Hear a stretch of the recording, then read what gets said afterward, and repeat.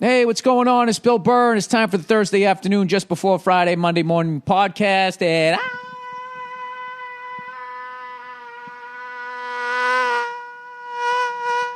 just checking in on you. How are you? Hanging with my wife on a rainy day in fucking LA. What's up? Hi, how are you? Nia, there was a reason I brought you on this podcast. And what is that reason? Well, Nia, as you know, I am a blowhard. Yes. I talk And talk. and talk And talk. to the point. That I fall asleep. There you go. I was waiting.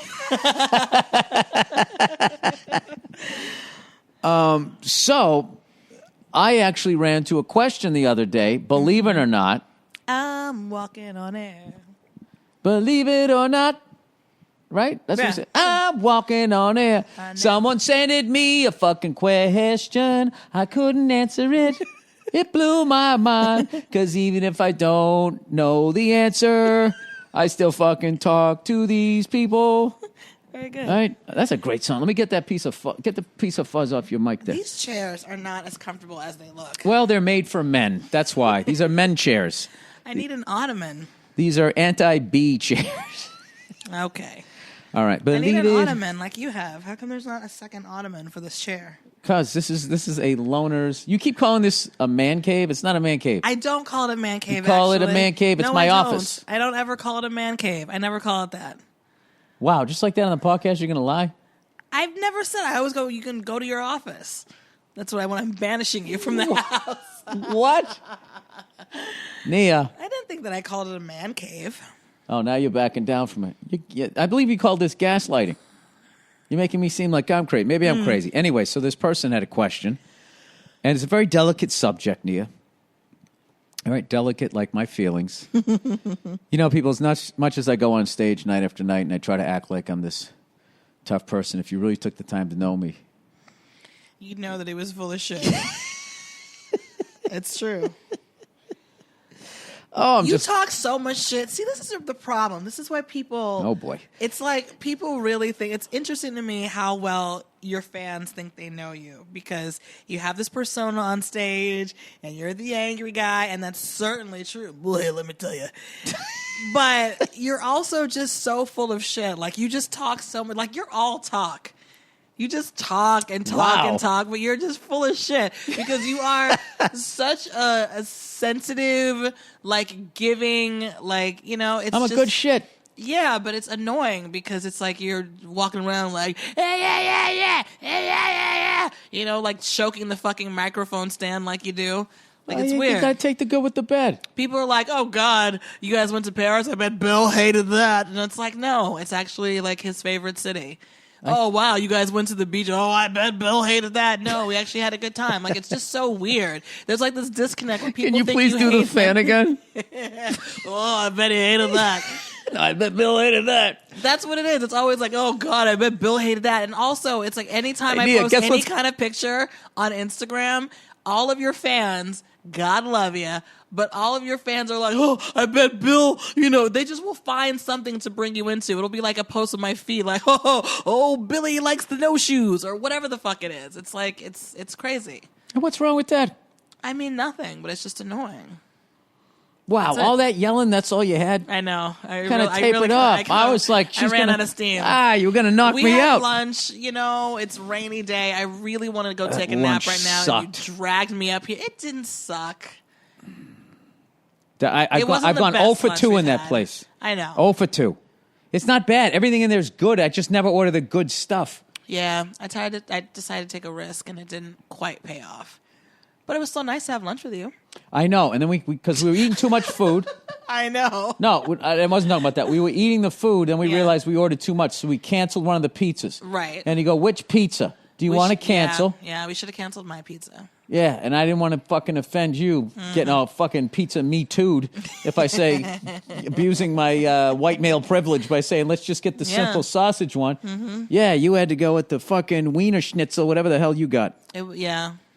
It didn't quite pay off. It was still good, but it just wasn't satisfying, I think is the word you're looking for. Are you impressed how I've been getting up early and going to the gym? Not really. I mean, you're still on European time, so it's actually not that impressive.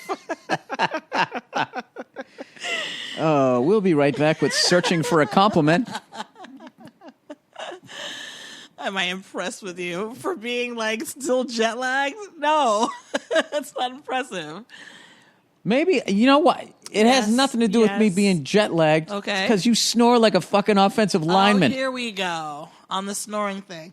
I gotta tell you something. You go right through now, these Bill. periods. You have such a cute little nose. How does all that noise come out of that? Because I'm sleeping hard and I'm sleeping right. Can I tell you this thing that you're doing now, where every fucking 5 minutes you're shaking me in the bed, like that doesn't do anything. Let's explain. That doesn't Yeah, stop does it me wakes from you up snoring. and you stop for a second. Ugh. This is what she starts fucking snoring. Doing this shit. So what I do is I'm laying on my side away from her, and what I do is I just start shaking the bed. I don't. Oh my God, it's so obnoxious. And it wakes her up, and she'll be like, "Huh? Was I snore?" And then the second you close your eyes, yeah, it doesn't stop me from snoring. So I like, what is the point of you? And it's really, I love how really starting to piss me off. well, I told you I'll sleep somewhere else. Okay. All right. But I've done that before, and then after 2 nights, you're like, yo, want to come sleep with me? You start doing the cute voice. Well, so what are we supposed to do? I snore, you wake up. We don't want to sleep apart from each other. Yeah. So what's the Nia, solution? I'm ugly enough, so I need as much beauty sleep as I can get. Don't say that. But, yeah. No. I guess I could get one of those breathe right strips or something. Like, I don't know. Because you're breathing wrong, baby. Because I never used to snore like that before the baby. So I don't know. I just think you're extra tired. I You sleep really snore hard. the way I imagine I snore after I drink like a third a bottle of fucking booze. You were snoring earlier in the night when you first fell asleep last night. Because I took that But then it melatonin. stopped. I've been Right. taking that to get myself back on, and it's fucking worked great. Okay. So, I mean, I don't know. I don't know what to tell you. But Hey, I still love you. right, no, I know. It's just but I won't be passed out laying next to you anymore. Just stop shaking the bed. It's like, what is the... It's just Because don't it works. understand. It works. A lot of times you roll over stop and for a second? you stop for like 20 minutes. But now you're just like relentless. You're like the fucking Terminator is sleeping. Every time I think I blew you up or some shit, you just fucking come back together again. You start snoring again. All right. Well, I'm sorry. Oh, my God. So why am I... Oh, my God. So go ahead. Why am I here? What'd you call me in here for? What is I don't all know. this Because you about? know what? I made a New Year's resolution that I wasn't going to argue with you as much. What? Yeah. You made a New Year's resolution that you're not going to argue with me as Yeah. much. And it's been working. So I need you to explain this. What does that mean? I'm just going to agree with you. Is that what you think that I want? Yes. Jesus Christ. There's like no winning. There's no winning. Arguing with you hasn't worked. I'll just agree with you. All right. I'm not trying to like cut off like the balls of your opinion. I just need you to not be an asshole. How about that? I don't know how to do that. Oh, really? Nia, come on. I'm an asshole. Yeah. You married an asshole. Yeah. But that's kind of not fair on your side. That you Why? married an asshole and now you want me to not be an asshole. I didn't realize you were that big of an asshole. No, Well, I knew you were a wanna know what jerk. it is? I knew you were a really- jerk. No, you know what it is? Because I thought you were like a bad boy. And then the bad boy turns into like a bad man. And then, no, but you're not a bad boy. You're just like, you're just grumpy. And before I was like, oh, you're edgy. Like he's edgy. Like he doesn't take any shit, man. That's because you were a casting director. You put me in this box, man. Yeah. Yeah, That's you're like, true. all right, he can play 28 to 35. He's edgy. You weren't even looking at me like a person. No, that's not true. I thought you were amazing and you're really cool, but I just feel like as you've gotten older, you've just become like so cranky. Somebody was like, "Oh, Bill Burr is going to make the best like cranky old man. It's going to be hilarious." And it's like, "Yeah, I have to live with that." It's got to be so hard. It is. You're so Being brave, me, Nia. I'm Yeah, so you're just so brave. brave. What am I going to call my memoir? Surviving Bill Burr. Yeah, that's it. Surviving Bill Burr. Becoming. No, it's just like I said, it's annoying because you're actually a very sweet person, but everybody sees this this angry jackass. No, they and don't. That's what the people want. They don't. Yes, they do. They like me. Believe it or not, Nia, there's people beyond the walls of this fucking relationship that actually like me. No, now, I granted, understand that. they don't have to live with me. I know I'm difficult to live with. I'm literally telling you I'm going to try to just fucking agree. Whatever harebrained fucking idea you have that's going to take up the whole fucking day. Harebrained. You want to go out to the Coca Mocha Wokus fucking thing all the way up to 5? Yeah. It's just playoff football going on. I'll tape it.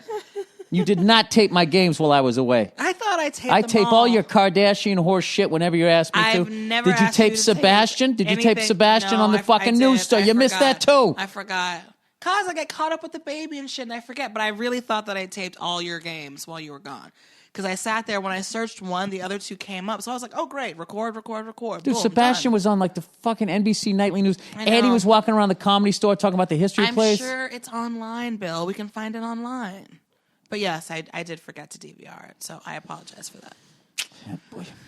You're right. Hey, you're right. We'll search for it online. Wait for somebody to put it online. Do we need to go to couples therapy, or can we just work it all out on the podcast? I'd love to go to couples therapy. Would you? Why? Because I feel like if there was another person there going, hey, maybe Bill has a point, I could win one once. Just once. Just once. If I could find a way for you to admit that, baby, I am right. I know I can be a fucking douche. You win a lot of them, is the thing. You just don't realize that you do. Yeah, it's true. That's probably the biggest mind fuck you've ever given me. You win a lot of them, you just don't realize you do. Yeah. So you're so good that even when I'm winning, I feel like I lose. That's what you're telling me. Wow, I am amazing. That is an amazing skill. I don't know if I'd be proud of it. Fair enough. Fair enough. You're taking my lines. I love it. Fair enough. Well, you know what, Nia? We went out to lunch today. We did some other things that I'm not allowed to talk about yet because I have to wait till the official announcement comes about. Sure. I'll give you an idea. There's something that's going on with me, and it rhymes with transitioning. And I fully support you. Fully support me. 100%. And we're going to try to make this relationship work. As I transition from a fucking douche.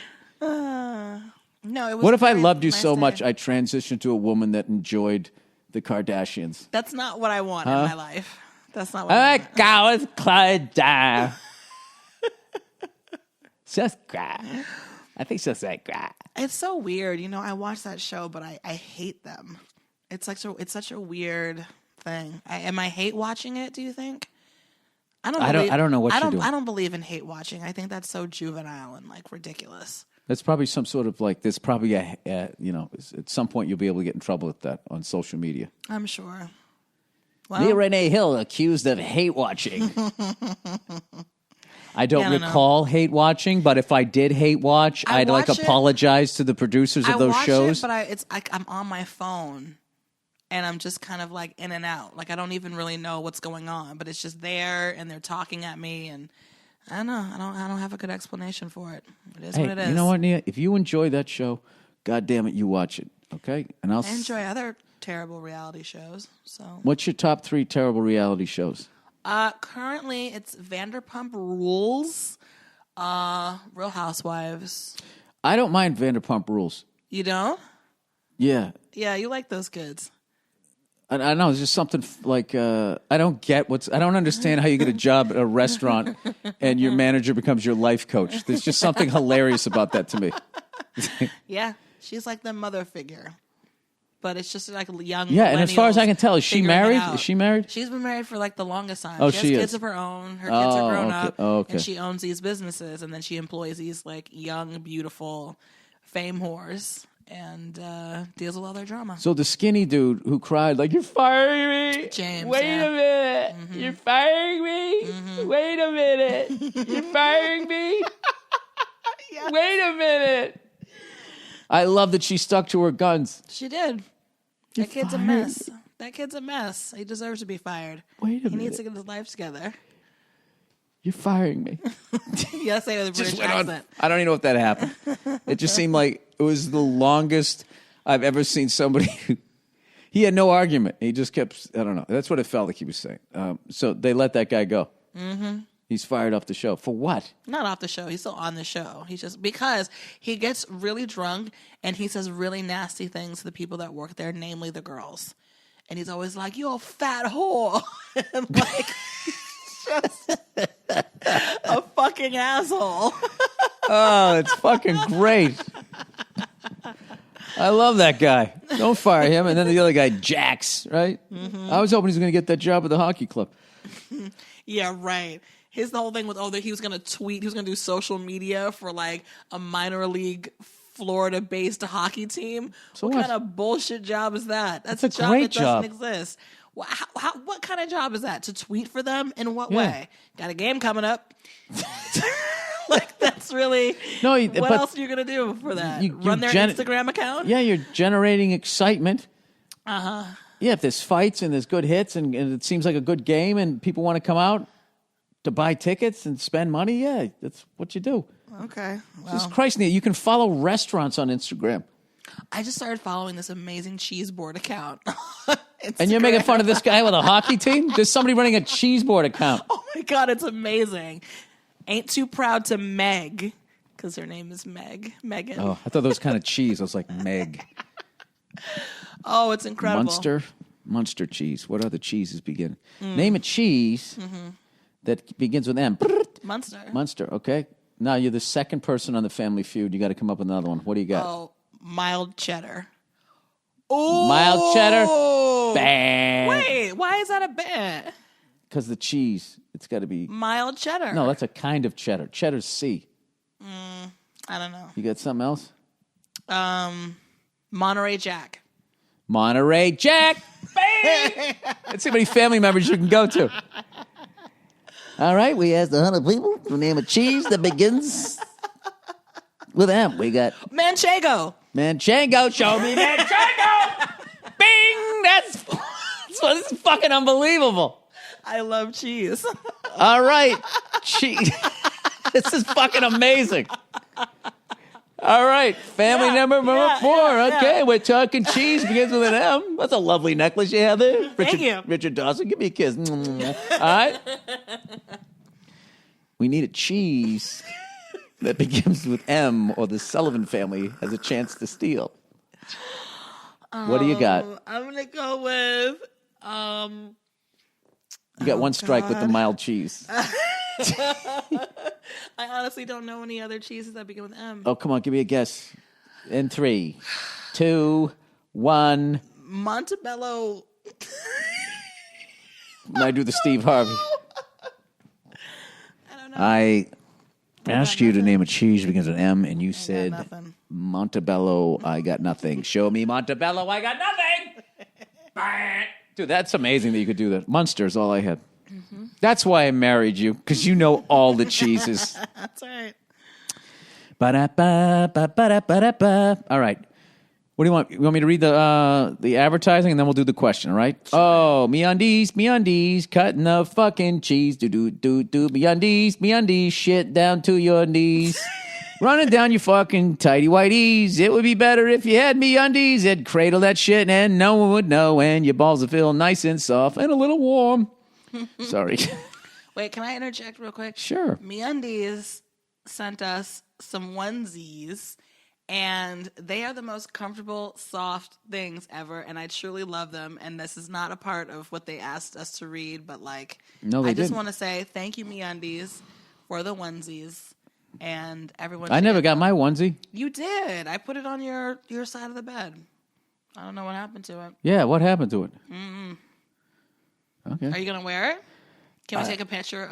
It feels a little weird to be an adult dressing like a 6-month-old baby.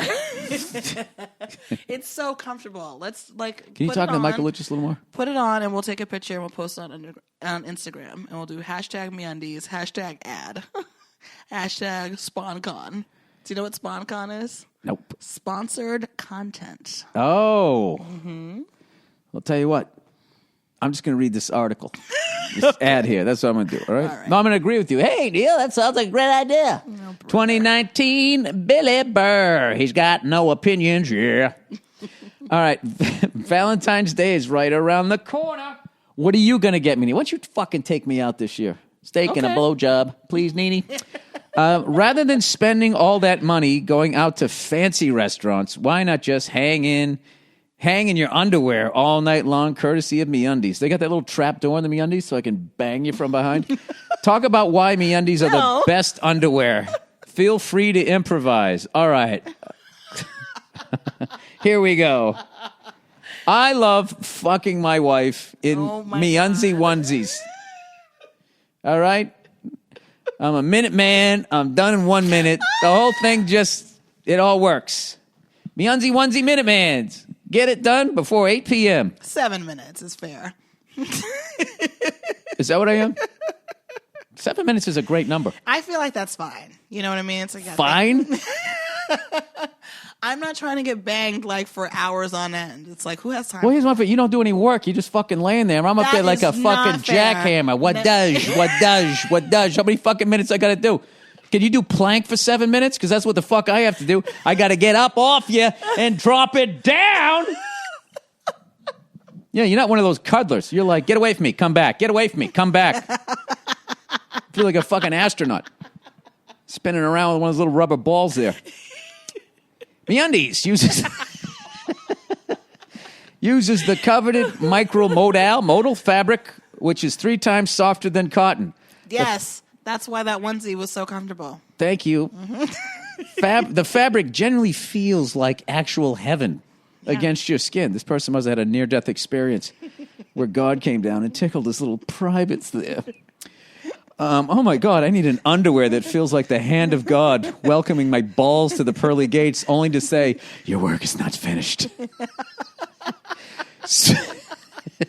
This isn't what they meant by feel free to improvise. They said to improvise.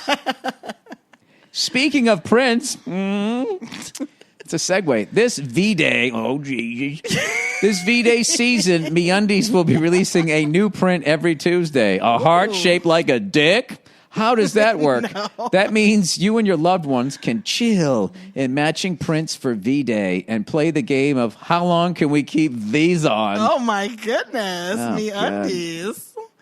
So naughty. Meshing of pubes. We'll be back after these messages. Can we get some Valentine's stuff? No. Come on, baby. Come on. I already have the Christmas ones. I love them. But why stop at undies? This year, MeUndies is launching their V-Day prints in lounge pants and onesies as well. Both are made from the same modal fabrics as their undies. MeUndies has a great offer for my listeners. For any first-time purchasers, when you order MeUndies, you get 15% off and free shipping. This is a no-brainer. Get 15% off a pair of the most comfortable undies you will ever put on. To get your 15% off your first pair, free shipping, and 100% satisfaction guarantee, go to MeUndies.com/Burr. That's MeUndies.com/Burr. By the way, Nia, you're not exactly, you kind of, you get where you need to be pretty quick, too. Yeah, that's true. Yeah, you are definitely in touch with your body. Yeah, that's true. Bingo, bango, there you go. Mm-hmm. Beat it. Other side of the bed. I'm going to sleep. Basically. Yep, putting on my Bose headset as you listen to those screaming whores. That's why you can't have kids, bitch. Why you can't keep a man, motherfucker. Dollar Shave Club. That's why your dad never calls you, bitch. Dollar Shave Club has everything you need. That's why you walk in the street, bitch. What happened? Dollar Shave Club. What is that from? That's that chick on the fucking subway who just kept going, what happened? Then he fucking, the guy with the 8-ball jacket, and he fucking, whoosh. Oh, no, that's a different woman. The What Happened one was another one. Okay. Plowing ahead. Dollar Shave Club has everything you need to look, feel, and smell your best. And you never have to go to the store. That's because they deliver everything right to you, right to your front door. And they keep you fully stocked on what you use so you don't run out. Here's how it works. Dollar Shave Club has everything you need to get ready, no matter what you're getting ready for. They have you covered, head to toe, for your hair, your skin, your face, you name it, they have it. And they have this new program where they automatically keep you stocked up on products you use. You determine what you want and when you want it, and it shows right up at your front door or back door, whatever you want. All right? Throw it right through the window if you want. From once a month to once every 6 months. Plus, with their handsome discount, the more you buy, the more you save. And right now, Dollar Shave Club has a bunch of their starter sets you can try for just $5, like their oral care kit. After that, the restock box ships regular-sized products at a regular price. Get your starter set for just $5, dude. Right now at dollarshaveclub.com/Burr. That's dollarshaveclub.com/Burr. All right, last one. Quip. Q-U-I-P. Starting a healthy routine and sticking to it are two very different things. Inevitably, we all skimp on that full night of sleep. Skip a workout or two, or brush our teeth with a tired old toothbrush. We're not perfect, but we can do better. And Quip is a better electric toothbrush that can help. Oh, they're only solving that? I thought they were going to help all the other shit. I'm going to sleep well and work out and brush my teeth. Sorry, Bill. We're just going to fix brushing your teeth. Sensitive sonic vibrations for an effective clean that's gentle on your sensitive gums. Jeez, what are women going to use this for?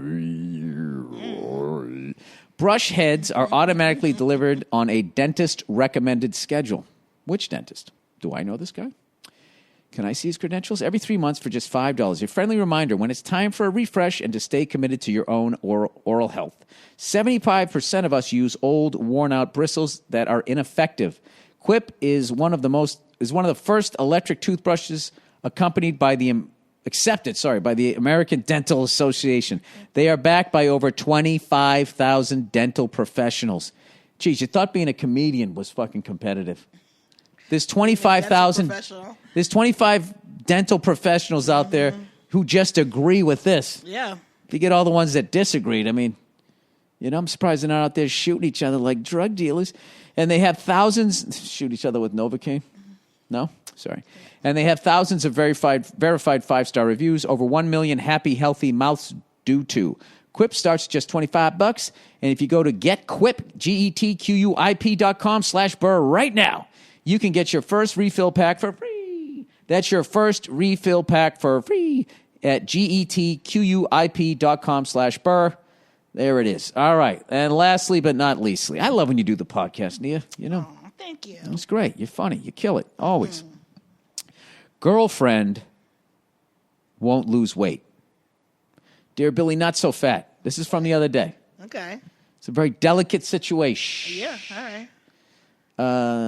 Yes, I'm here. Okay. My girlfriend and I have been dating for 3 years, going on 4, and I'm starting to have different feelings towards her because of her eating habits and the way she takes care of herself.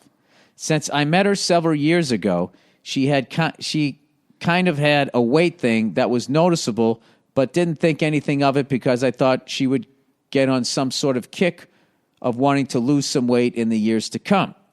Well, it's been 3.5 years. And, you're already making a face over there. Well, it's been 3.5 years, and there's no stopping her from losing weight. Losing weight? She's 25, and I'm 30, and I don't know what to do.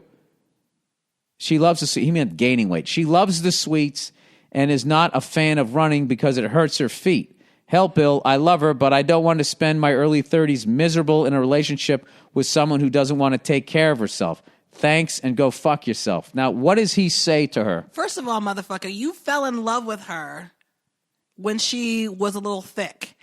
And you were just like, oh, she'll lose weight, but you still fell for her. And now you're mad that the bitch has gained weight. It's like she obviously likes to eat. You knew that from jump. So... Why are you getting extra street on this one? Motherfucker, from the jump. Because I'm shit. pissed off. Oh, okay. So what's the problem?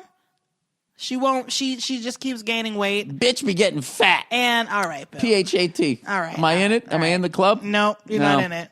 For a second? She won't jog because it makes her feet. Yeah, jogging is terrible for your knees. So not everybody. Especially likes if you're to a fat fuck. It's gonna hurt your feet. Not everybody likes to jog. There's other ways, but I mean, I don't know. Don't you think? Okay, I'll play devil's advocate here. All right. You can't get with you get with somebody and you're at a particular weight. You got to hover in that zone. Yeah. Okay? That's you true. Can't get reality show fat on them. Reality show fat. I'm just saying, Nia, let me ask you this, Nia. At what point? And remember how pasty I am. Yeah. All right? Oh, I remember. Stare at it every day. I just start looking like a fucking snowman, and then suddenly my gut, when it can't go out anymore, and it starts to drop, and it starts hanging over your fucking junk a little bit. Well, You know, I mean, you can't tell me you're not going to be like going like, hey there, Michelin Man, what are you doing over I'm there? the wrong person to ask because I've never had a problem with a little extra on a guy. I've never like thought it was like, oh, he's too fat for me or whatever. Like crazy obese, sure. That's what I'm saying. But if, if that guy is what's a your little number? on the thicker side, I don't mind a little thickness to a guy. I think it's kind of nice. He's not saying that. I think that's where she started. And now on the thick side, and now it's she going was off the rails. she was a thickie that maybe could have taken a couple laps around the block. And he still got with her, and he's been with her 3 years since. Like, is she eating by herself? Nia, he looked at her the way women look at men a lot of times. This is a fixer-upper. And then he bought the house, and all of a sudden... Well, that's your problem. I've said it before on this podcast, and I'll say it again. You don't fall in love with potential. It's a trap. All right, Nia, can you help the guy out? What am I supposed to say? Well, he obviously loves her. How does he go, listen, Tubby, you know, can you fucking lay off the fucking strawberry shortcake here? Well, maybe, let's see. What would I say? Lead by example and be like, you know what? I want to be healthy. Like, I want to cook healthy. Like, I want to exercise more. Like, what do you think? Do you want to do it with me? And that can be like a thing. Oh. That's how you do it. I That's don't the know. nice way to do it. Is to say, I think for women are too smart. 2019 They'll see through that. Are you saying Absolutely. I'm fat? Yeah, Are you that's saying, true. If I came up to you and said, hey, I've been thinking about eating some Brussels sprouts. You want to eat some Brussels sprouts with me? Yeah, I'd be like, what the fuck is that supposed to mean? Yeah. Are you saying I'm fat, you fucking bald red cunt? That's what would come out of your mouth. This guy obviously wants to be with this person. Right. This is tough. He writes it a little funny. But read that last part again. I love her, but like, say that again. Read that last part. Okay, I love her, but I don't want to spend my early 30s miserable in a relationship with someone who doesn't want to take care of herself. Yeah. This is this fucking thing about people being fat fucks now and being proud of it. It's like you're killing yourself. You're going to die. A doctor. You're not a doctor. You can't say that. You don't know how. Like, I am not a doctor, but I can say that, and I just did, and I can say that because that's like me saying you smoking cigarettes, you're going to get lung cancer. You're not a doctor. I can't say that. Well, yeah, no, of course, but like sometimes just the way your body looks doesn't determine your level of health. Does she not work out at all? That's what he's saying.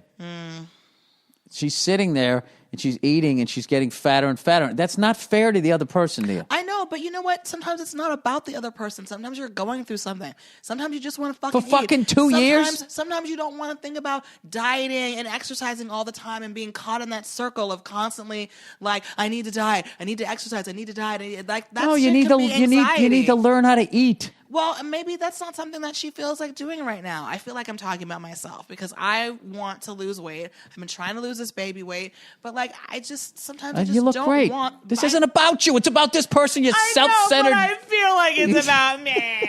Jesus fucking Because Christ. I don't feel like necessarily being on that goddamn hamster wheel. I want to go back to my trainer now that I've recovered from my hernia surgery. I'm going to get back into it. But, like, to think about eating healthy all the time and exercising all the time, like, sometimes you just don't fucking want to. Are you going to dump me? Are you going to, like, kick me to the curb? Who? You. Nia, do you realize how fucking insane you are right now? Like, this was literally about another woman, and you're fucking yelling at me like I said it. I know. I'm trying to help this kid out so he loves this woman. And, you know, it's a good thing to lose weight. It's not good for you. Every pound of fat is 100 miles of capillaries. Somebody told me that one time. So every time your heart beats. Somebody who? A doctor? Yes. I don't remember, but I committed that. I was going to say, somebody told me that. No, but the thing is you put that weight on and there's more mass. Your body has to grow more capillaries because that part of you would die. It needs oxygenated blood. I can't even say it, right? Oxygenate. Oxygen. That's a tough one. Oxygenated? Oh, No. God. We had a kid. Wow. Hopefully she'll be smarter than us. Okay. Yeah, you can't just, so it has to grow that. So then that's an extra, like, you know, it's like a paper route. There's an extra 5 customers every day. Nobody wants to be overweight, okay? Everybody wants to be in shape. Everybody wants to look Can good. you Everyone wants to be healthy. remove yourself? I can't. It's close from to this? home. It's close to home. It's hitting close to home. All right. Okay, fair enough. All right. Well, you know what, What buddy? would you I do? tried you. What would you do? I would buy a ukulele and I would write a silly song about how she needs to get in shape. No. And No, I would say that my seriously. dick wrote it. So they wouldn't be mad at me. Seriously, though. I would tell her that, listen, I never told this before. No, because When I go down on you now, I'm starting to get claustrophobic because I feel like the walls are closing in from both sides and from above. And I just, wow. I feel like I can't breathe. Is there a way? No, I don't know what I would say. It's a tough one. That's a tough one to answer. So you're beautiful. I love you. Mm-hmm. But if you don't hit the treadmill, I'm going to buy a human leash and start dragging you around the block. I don't know. Do you want to do this yoga class with me after work? We could do couples yoga together. What? I feel like you have to, if you're going to... Oh, that's what you said. I think you're asking me if I'm going to go to a fucking yoga class. No, we've been to yoga class together. But you have to, I think if you're really concerned about it, though, seriously, you should suggest that you do stuff that's healthy together. Like, let's cook meals together. Let's go to yoga class together. I actually think... Like, that's. Yeah, I feel like that's the right. nicest way to do it without making the person feel like you're singling them out or, Why? I think you should put on yourself. Say, listen, I want to get into really good shape. I feel like I'm not in the shape I want to be in. And I was, when I used to be in better shape before I met you. Just make that shit up and say because I used to go to the gym with a buddy of mine. No, she's gonna see through all of this. Yeah, you gotta. It's just gotta be like, hey, you want to make dinner together? Do you want to go to yoga class together? Just nice and easy. And like the way you make me healthy smoothies every morning, something like that, because I appreciate that. Those healthy smoothies. Okay. Well, you know what? This was a tough one. That's one of the hardest ones. Hey, ladies, any ladies out there? Write in and how can a guy? Or how would you tell your partner? How can a man tell a woman, that he loves, he wants to stay with her, but she's putting on fucking weight, and he's helping her out, Nia. I know, but he didn't fall in love with like her body, obviously. Like he fell in love with something else about her. Yeah, you can't say that. Like, if you fell in love with a guy and then he puts on weight and he's this pot smoking fucking guy. Like, there's ways that women can fall out of love with the guy that they fell in love with because he's letting himself go, because he stopped going after it, because he's partying too much. There's all the time, and putting on weight is in that. Okay, like someone, like. To fall in love with someone and then a couple years later they're like literally twice the size that they are. That's selfish behavior. But no, but the thing is, I don't feel like it's necessarily selfish. What else is going on in their life? Because maybe there's something that's leading to that extra eating or stress eating or whatever. Maybe there's something else going on. Can anybody just be a lazy fuck and they're just eating fucking Sundays? Of course. Why does it always have to be like, I got touched funny by my mailman, so now I eat fucking Cocoa Crisp? You're trying to be a good human being and seeing beyond the superficial and to see what's in someone's heart and mind. You know what? That's probably right. My thing is I bury everything, so I just get up like a fucking robot. I mean, it's working for me, but I understand. I don't know. I had. Well, you know what I accomplished? I accomplished how difficult. This is such a difficult thing to talk about. And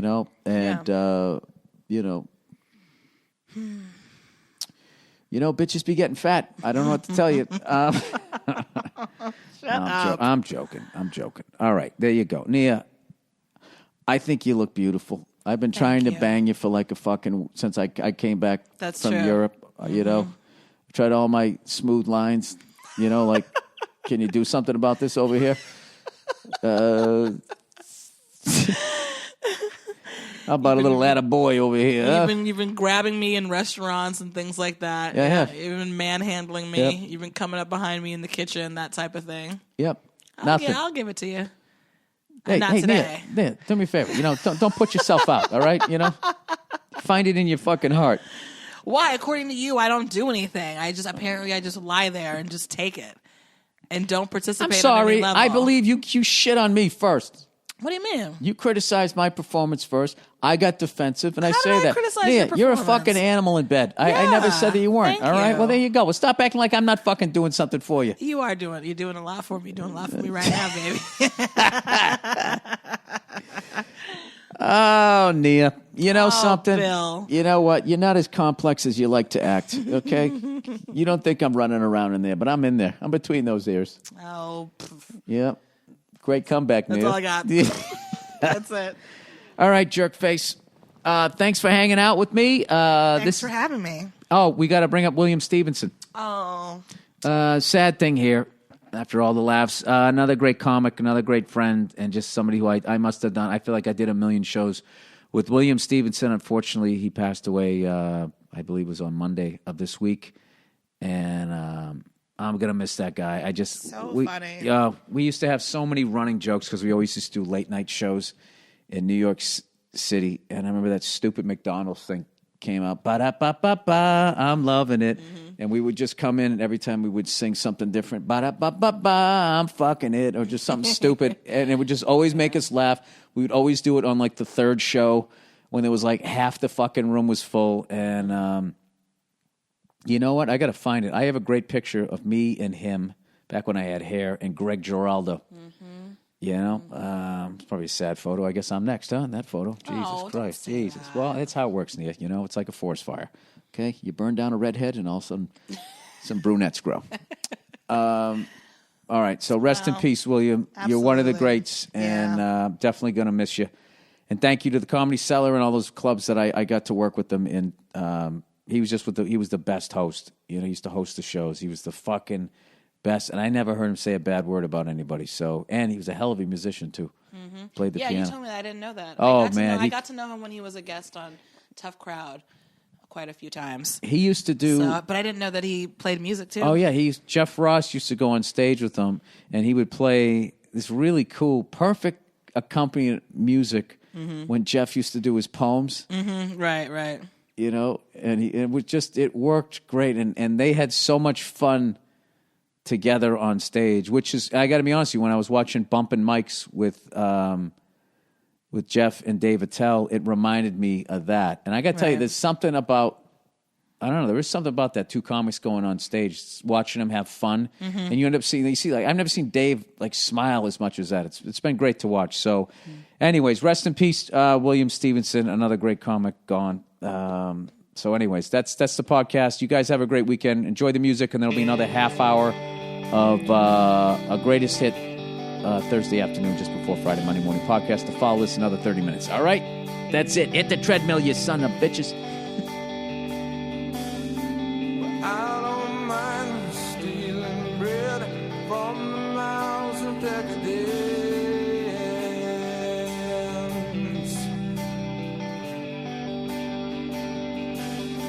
but I can't feed on the powerless when my cup's already overfilled.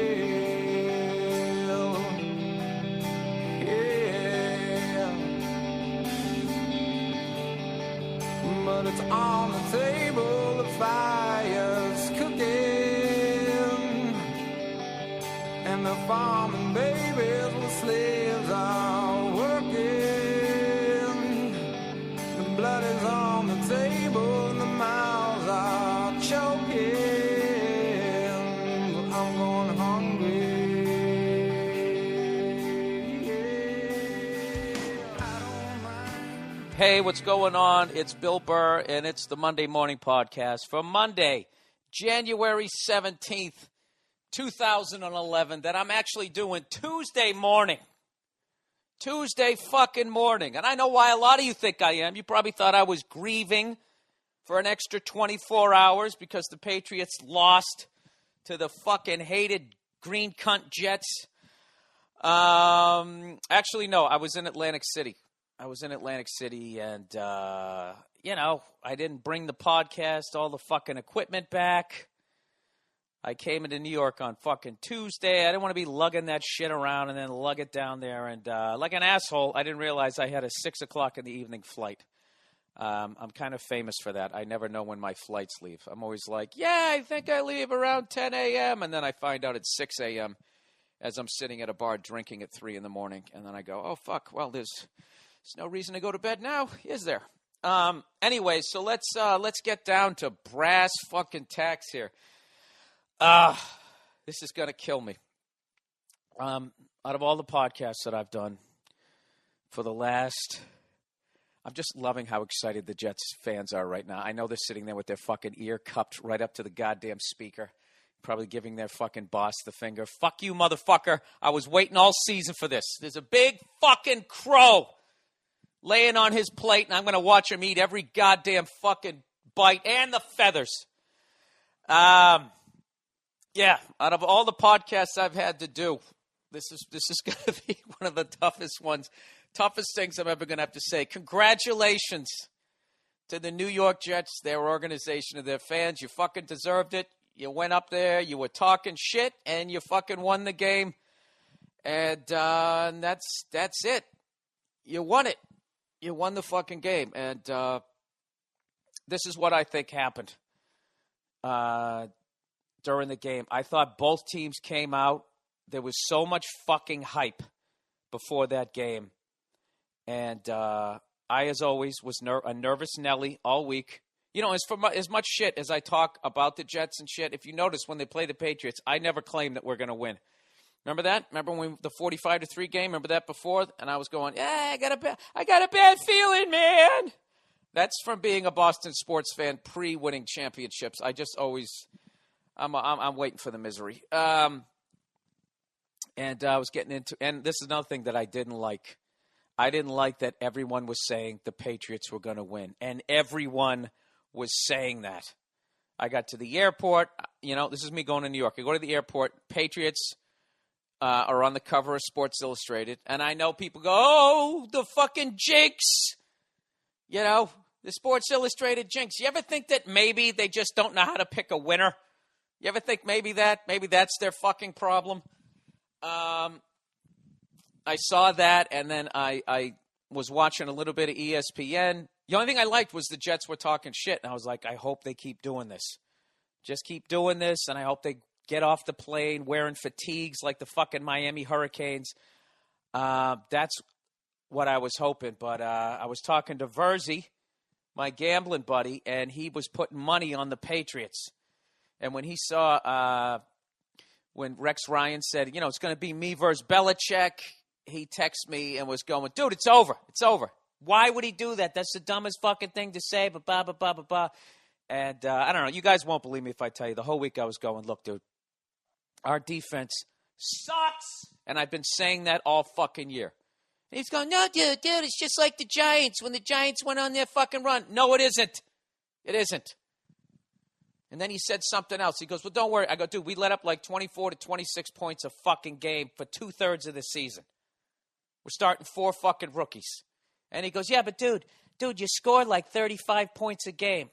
And that's when my heart sank into my stomach. And I was like, wow, he just described Dan Marino's career.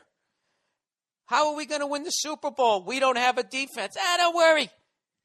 We got Marino. Hey, Daddy, why don't you go out and score 40 today? That only works in the regular season.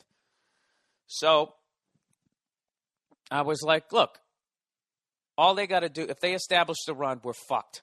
Because they're going to chew up the clock, and then Brady is not going to be on the field. He can't hurt you if he's not on the field. So that's what I was worried about.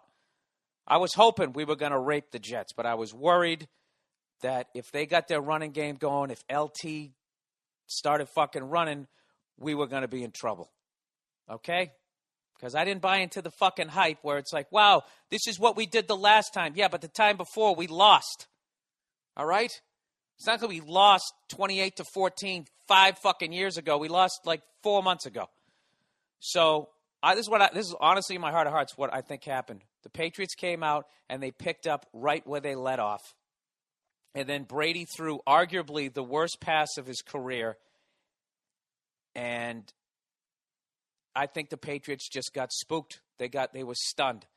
And then the Jets run the ball down, right? Down to like what? Like the 12-yard line. And then they came out like the fucking Keystone Cops. That first series. Sanchez goes to hand off the ball and he trips his fucking running back. Then they ran a fucking...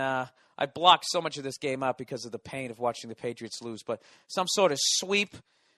And whoever was running it faked somebody out and then bumped into his own lineman. And then they missed the field goal. And I was like, all right, the Jets are tight. The Jets are tight. They're fucking nervous. And then the Patriots came, and I really think, though, because Brady had not fucked up since October, I think because of the hype of the game, they were like, oh, fuck, not now, not to this team. And for the rest of the game, they were pressing. And they went right down the fucking field. He throws a touchdown pass, and the guy drops it. They get a field goal.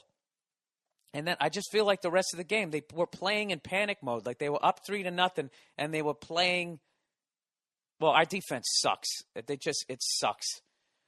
But like the offense would come out, and then the Jets went up 7-3, and the Patriots come out like they're down 28-3. I just felt they never got into the rhythm. A lot of it was because the Jets had a monster fucking pass rush. But it just was like, you know, they fucking called a fake punt. Okay, first you drop a touchdown pass, you drop the fake punt, you throw a first down to Deion Branch, and he fucking drops it. It was like they would just. I just don't think they needed to go down on that first drive and score a touchdown. And the last thing they needed was Brady to throw a pick. And they just never got going. We got going for half a second when we scored that touchdown and had the 2-point conversion. And it was 14-11. And then we had the momentum. We had great, and we fucking nailed the guy on the kickoff.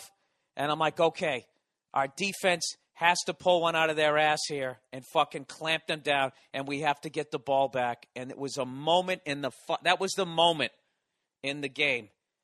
And fucking Mark Trent Dilfer Sanchez throws a fucking 8-yard pass that turns into a 70-yard fucking game. And that for me, that was it. That was it. Even though we scored that touchdown in the end, it just wasn't our fucking day. Even when we do onside kicks and the fucking ball seemed to be laying there for 8 seconds, and we were running around, where is it? I don't see a Jet with it. I can't find it. Anyways, but congratulations to the Jets, man. You got to hand it to them, dude. They talked shit, and they came in, and they fucking won. But I got to be honest, it wasn't as amazing as everybody's making it out to be. The same way the Patriots are not as amazing as they were made out to be going into this fucking game. And it's why I don't watch ESPN, and I watched the game. I had the game on mute because I knew the game was going to take 7 years off my life unless it went like that 45-3 game, which, to be honest, Jet fans, I was still nervous when we were up like 28-0. That's how bad our fucking defense was on that game. But like, I don't know. I guess because they're trying to get ratings, but I don't get how you go 1-1 during the regular season, and then whatever you did the last time, you try to act like that's who the fuck you are and that's who the other guy is. Or like the Jets. Like, there's nothing too. I got a lot of emails from Jet fans. This one guy goes, the dynasty is over.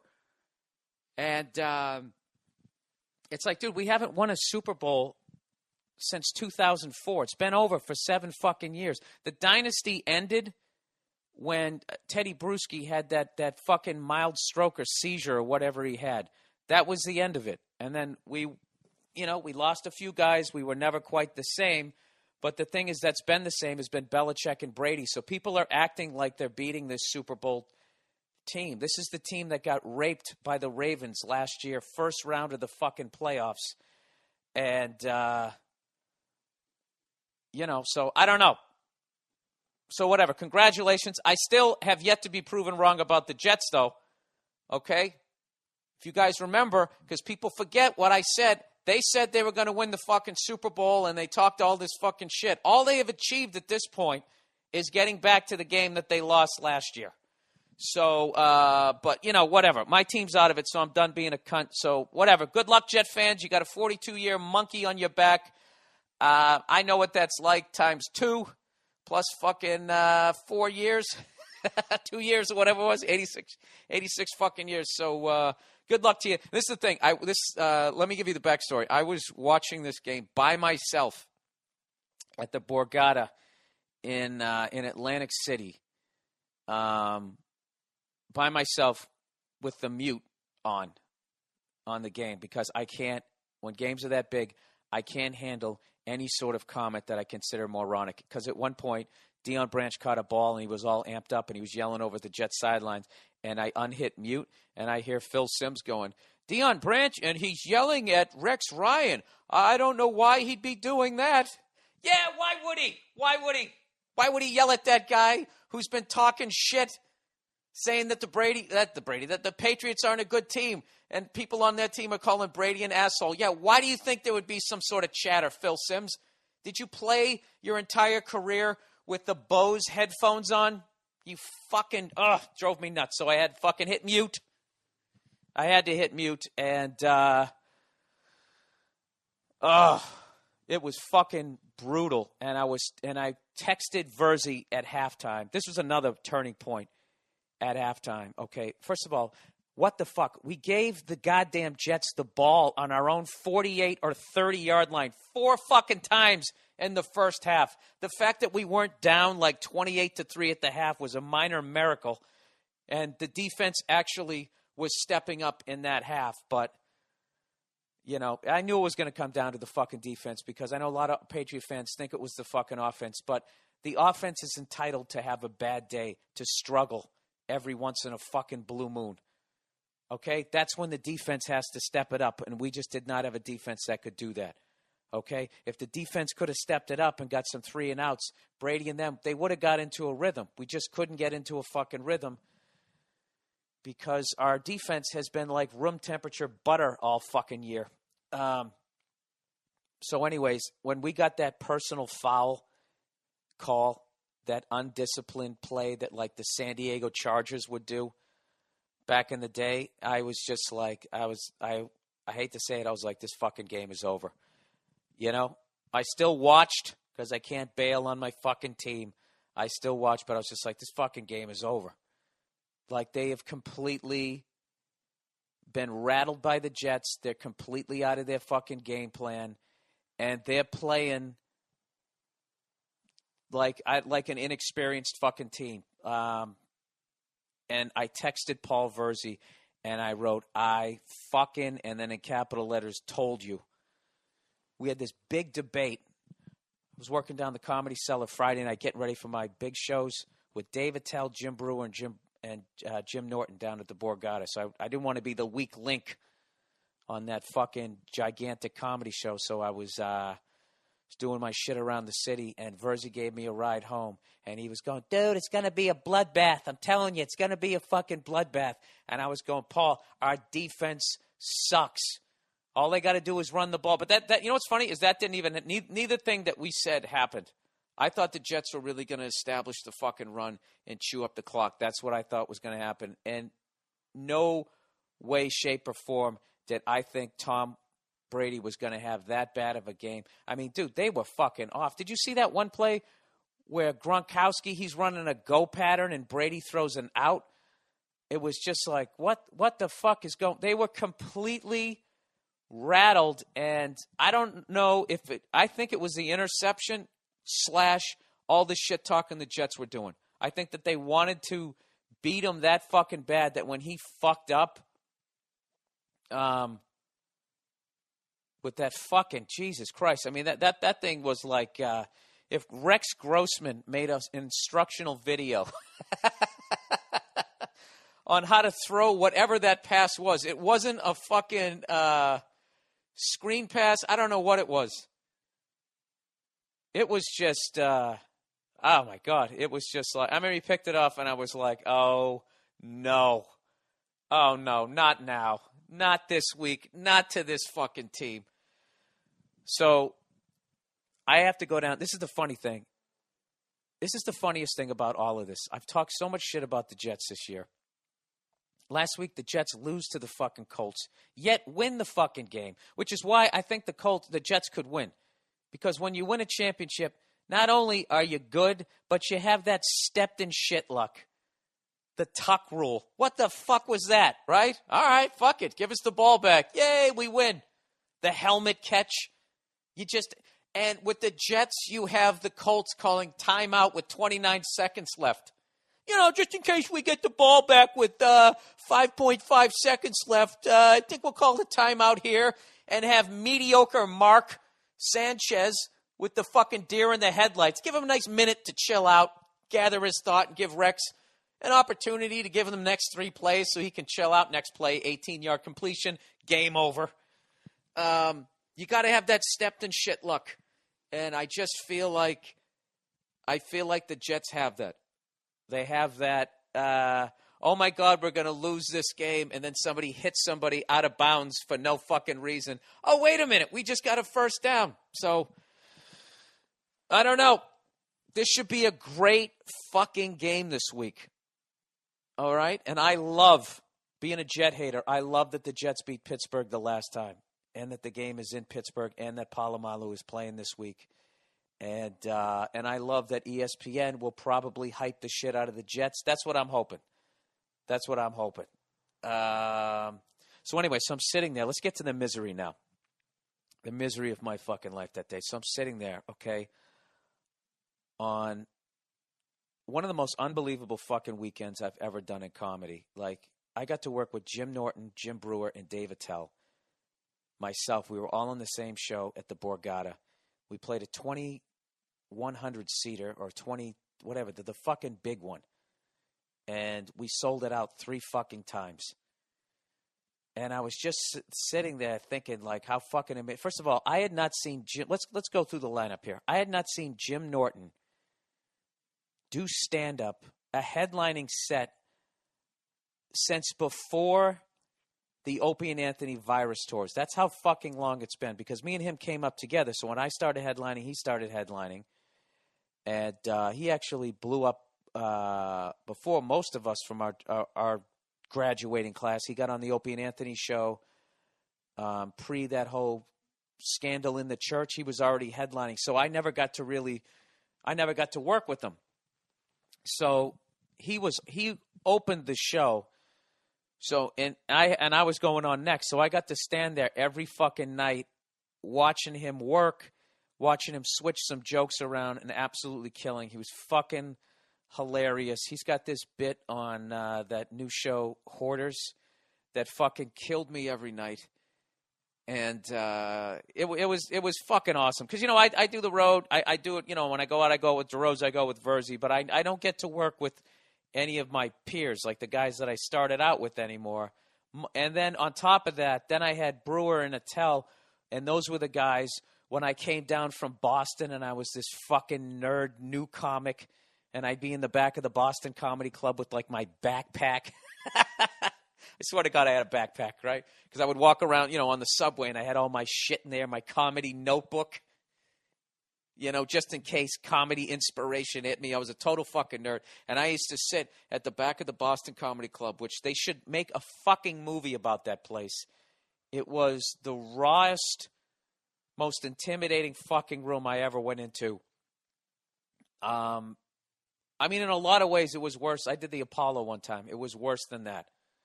Because the Apollo, there's this odd sort of no pressure because you're expecting to get booed.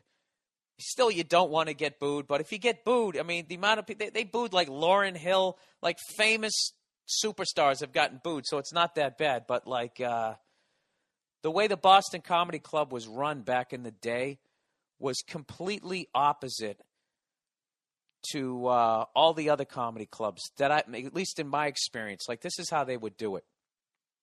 They would, if you came down and you were a new comic and they were going to put you on, they put you on early in the show.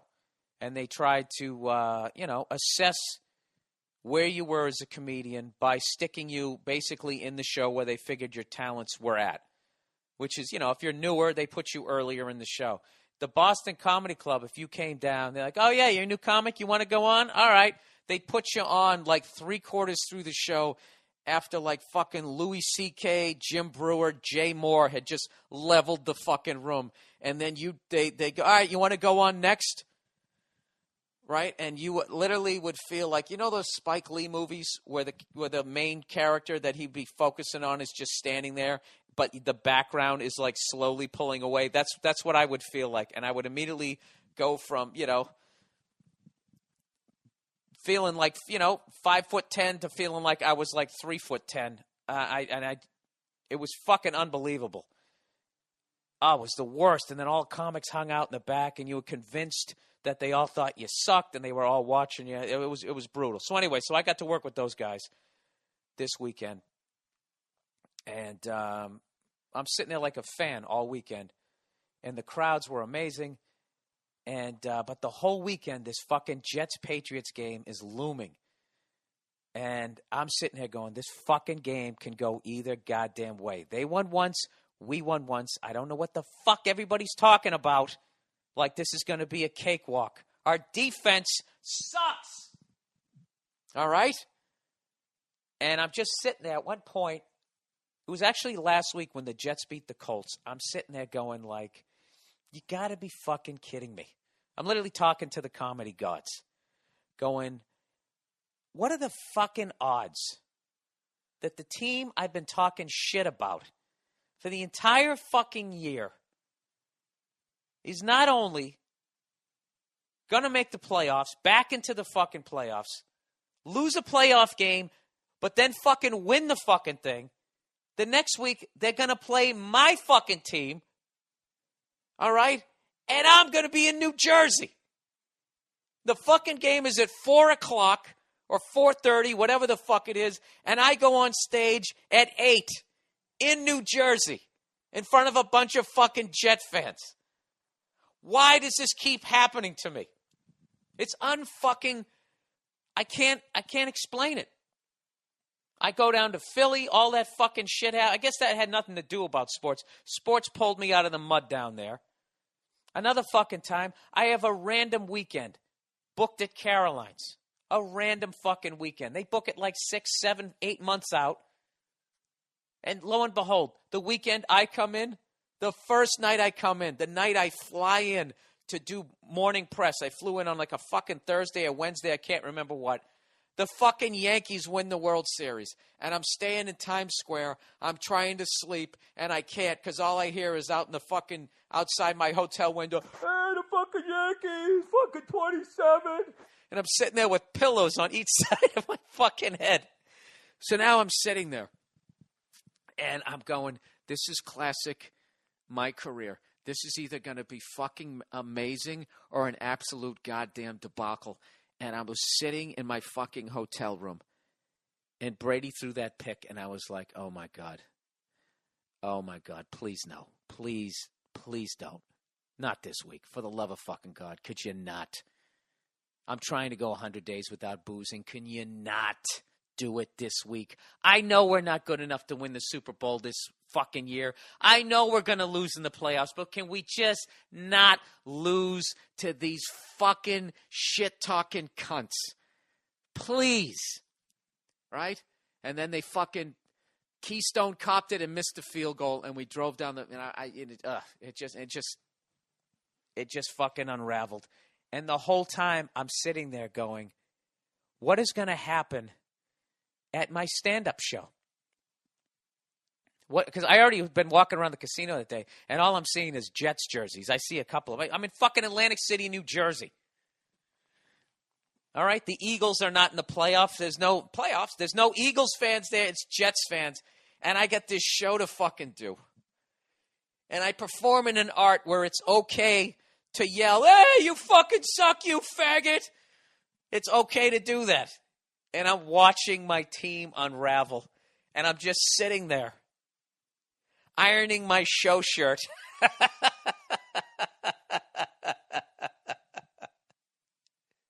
Going, not only do I got to do a podcast and eat fucking crow, I now have to go down and dance like a fucking monkey for a bunch of goddamn elated Jet fans who are probably going to be yelling Jets, Jets, Jets, Jets every time I'm trying to do a punchline. Why does this keep happening to me? Why couldn't I have been in fucking Ohio? All right. So now it's 7:30. The game is basically fucking over. And then there's a knock on the door. It's security to bring me downstairs, which is absolutely fucking hilarious. Like, like I need that. But, I'll feed my fucking ego. And the door opens up, and I was just like, I fucking knew it. I fucking called it. That fucking Verzi cunt. He's not answering his fucking phone. I fucking told him. I knew this was going to fucking happen, right?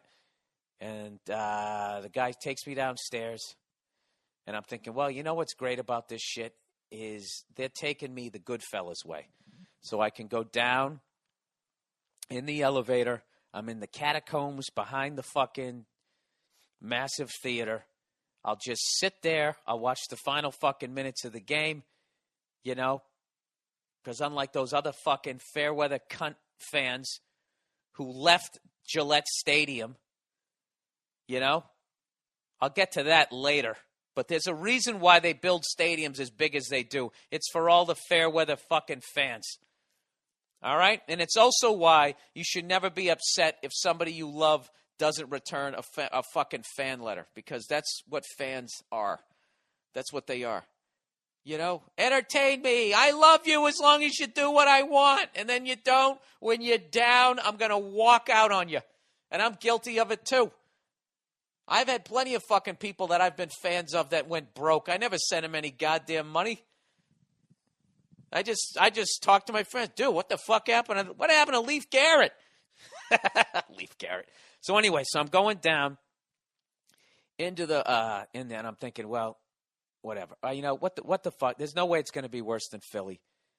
I just got to address it the second I go out there, right? So, but at least I can just have this moment of peace and fucking deal with the fact that what I kind of knew was going to happen was going to happen. I just didn't want it to happen to the Jets. So I'm fucking decompressing from that loss. I got to set it aside because now I have to go fucking out there and dance like a goddamn clown.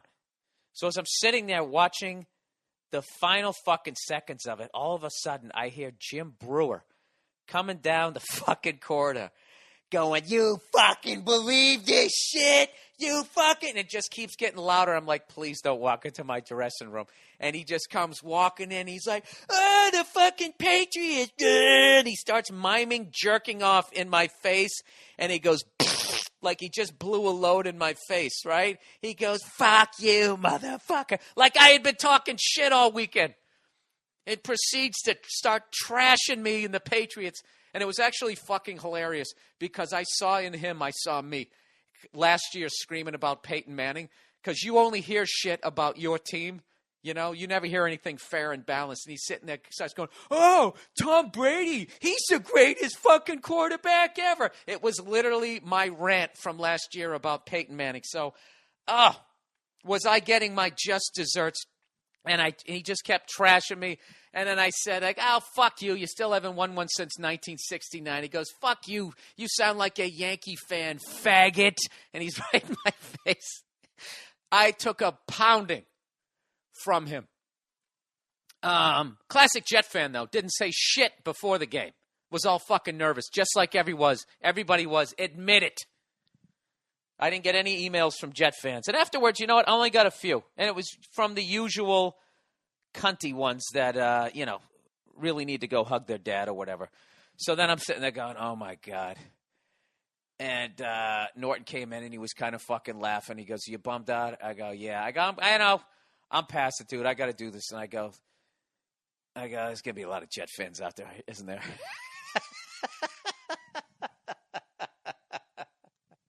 Why, comedy gods? Why did I have to be in Atlantic City? Why did I have to be working with Jim Brewer? As much as I fucking love the guy, why did I have to be working with the Jet fan?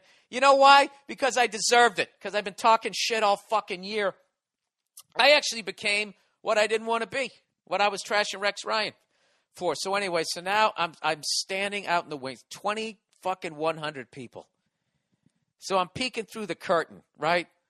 Like some fucking open micer who's never been on stage before. And I look in the front row, and what do I see? I see like 5 Jet jerseys, some fat fuck with the Jets hat, and I'm just going, oh, God. Oh, God, here we go. God damn it. If I could clone myself right now and put a fucking goddamn I'm doing stand-up sport coat on this person, I would. So Jimmy goes out there. And all week he just kept getting funnier. It was really fucking awesome watching him. And he actually took one joke that was killing in the end of a set. He put it at the beginning, and it fucking just destroys. And then he's just murder him. He murdered him twice Saturday night, but he's clearly just fucking taken it to another level. And I'm just laughing, going, and Jimmy's going to have a set where I can't even follow him. Really, comedy gods? This is really going to fucking happen. And I'm sitting there, and then this is, okay, for all you comedians out there, I was like, all right, what do I got to do? How am I going to get out of this? I can't just go out there and start doing my fucking act and act like nothing's happening. I was thinking of going out there, and the second they started yelling about the Jets, I was going to be like, no, I'm taping the game. Don't tell me what happens. Don't tell me what happens. But that would be funny for like 3 fucking seconds. So I finally was just going like what I always do before I'm going out on stage, and I just don't feel like I'm going to have a good set, and I don't feel like I'm funny. I just said, what am I feeling? What am I thinking? I am thinking, fuck, I can't believe the Patriots lost. And of all fucking states that I have to be in to watch them lose to the team that I hate the most right now, why did I have to be in New Jersey? And I was literally like, there's your opener. That is your opener. And that's what I went out to. And all the Jets fans were dying fucking laughing. And then they left me alone. They didn't give a fuck. They were fucking elated. And although I couldn't slow down at any point during my set. Like, the crowds were so great all weekend. Usually when you have a crowd that big, you can't really bring them down to try to build it back up again. You have to kind of just kill the whole time. I noticed you could bring them down, which was so great the whole weekend. But during that set, every time I would bring it down, there would always be one guy, yeah, the fucking Jets.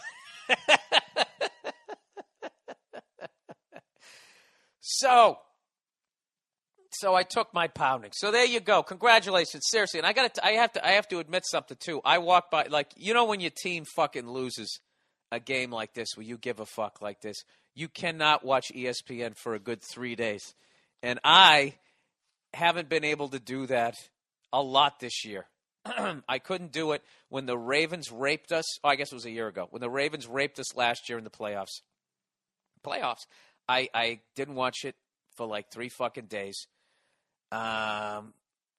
When the Lakers beat us in Game 7, you know, when their 12th man came off the bench with those striped shirts and just started fucking calling fouls and technical fouls and all that shit.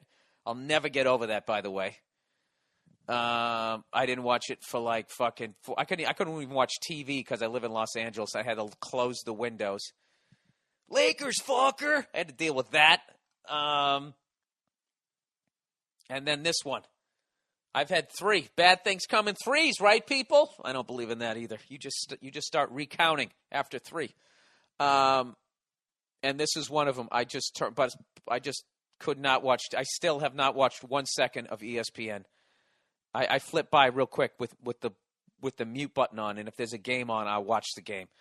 But I walked by a TV and I saw Rex Ryan doing a press conference.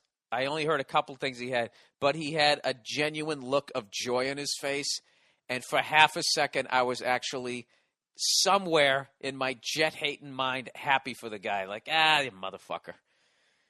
He did it. He fucking did it, that son of a bitch. You know, whatever. I might be a cunt, but I can't take it to the level of truly wishing that level of misery. You know, they haven't won it since 1969. I mean, be honest with yourselves. This is, I think, when you realize if you're a problem fan, where you're taken to the point where you're really just like the point that I've taken it, where it's just no fun to be a sports fan. Where you literally take it to the point where you don't want. Like, I remember, like, I probably aged like 11 years after the Red Sox won in 2004, every year praying for the Yankees to never win another fucking World Series. Like, that wasn't going to happen. You know? $200 million every fucking year on the table, you know, plus a fucking great organization. It's going to happen. It's just too much fucking energy. So my team is out of it. I am done shit talking, and even if the Jets fucking lose, I'm not going to do that to you because you beat my team, and that's, you know, that's a fucking bitch move. I'm not going to do it. So seriously, from the bottom of my jet-hating heart, congratulations to all you guys. You deserve it. Enjoy your fucking week, And know this, that you guys next week now carry the pressure of being the only thing that stands in the way of a date rapist possibly going on to win his third Super Bowl championship. Dude, Ben Roethlisberger quietly, very quietly, I mean, date rape charges really drown out a lot of on-the-field success. Let's be fair. Very quietly could join the ranks of, as far as I know, if he wins his third one, he's with Tom Brady and Troy Aikman. They're the only other guys who've won 3, right? And then there's only 2 guys who've won 4, is Montana and Bradshaw. Am I correct? Am I missing somebody? I thought Jim Plunkett for half a second, but that was Kenny Stabler in 77. So, let me tell Jet fans. I owe this to you guys. I got to let you know all my misery. So at the end of the show fucking ends, and it's the end of the week, and I took a bunch of pictures with fucking Jet fans wearing jerseys, and it was actually ended up being a good time. But the best thing was afterwards. You know, Norton and Nattell left because, you know, they live in New York. They took off. Brewer was hanging with some friends. So I go back to my fucking room by myself. No security, no nothing. Not like I needed it, but I walked back through the catacombs, the fucking Goodfellas way, by myself.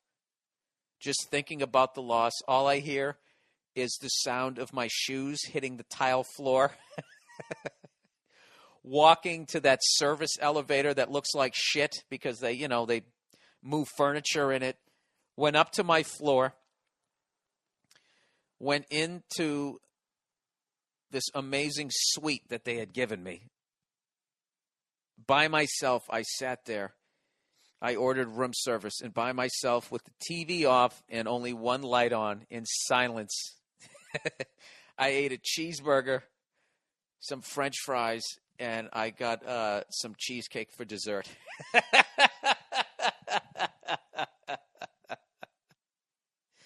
And I just sat there. I couldn't put the TV on, and I just sat there in silence, and then it hit me, and I was like, oh, my God. I have to do the podcast and relive this. So there you go. I hope you Jet fans I hope you Jet fans enjoyed that. And I apologize that when I got off the plane that I didn't come home. I didn't come right home and do a podcast. I could have, but I really wanted to make sure that I did it justice, that I got a good night's sleep. I didn't want to do a lame podcast. That podcast last week sucked. I was getting ready to leave. It was the worst podcast I think I've ever done. And I wanted to make sure that I tried to remember all of my misery because I really felt, that's one of the joys of winning is when a loudmouth cunt from the other team, they're miserable. So I hope I didn't leave any details out. I got a couple of emails. I don't know, but here's one that somebody said. There was a couple of things I thought was funny. Some guy, a Jets fan, who went up to Foxborough. Oh, you know what? I have a feeling. I'm just worried I'm not going to end up talking about the amazing. Can I just talk about how great Atlantic City was and why you guys have to see this show? Because I think we're going to take it to Connecticut at one of the casinos up there. And even if things don't work out, which I know they're going to, because it was I want to thank everybody who came out to the shows. It was really a fucking event. And I don't overhype shows that I'm on, but it was arguably one of the best comedy show easily that I've been on in the last fucking 10 years.